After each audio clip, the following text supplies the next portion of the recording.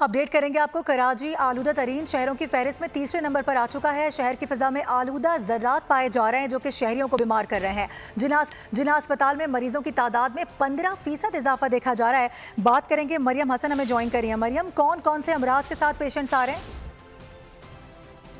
कराची का शुमार दुनिया के आलूदा तरीन शहरों की फहरिस्त में तीसरे नंबर पर किया जा रहा है।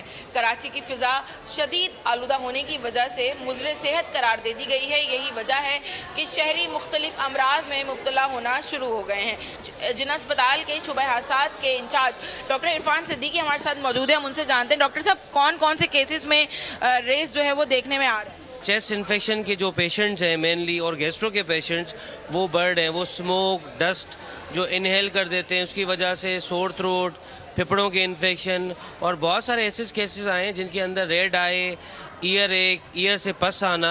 तो ये जैसे ही वेदर चेंज हो रहा है, ह्यूमिडिटी बढ़ रही है, ठंड बढ़ रही है, तो जो चेस्ट से रिलेटेड और आंखों से रिलेटेड और कान से रिलेटेड जो पेशेंट्स हैं वो मेरे पास 15% बढ़े हैं वेदर चेंज की वजह से।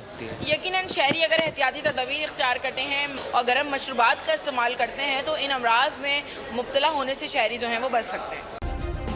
सब्सक्राइब करें और बेल दबाएं ताकि कोई खबर रह न जाए।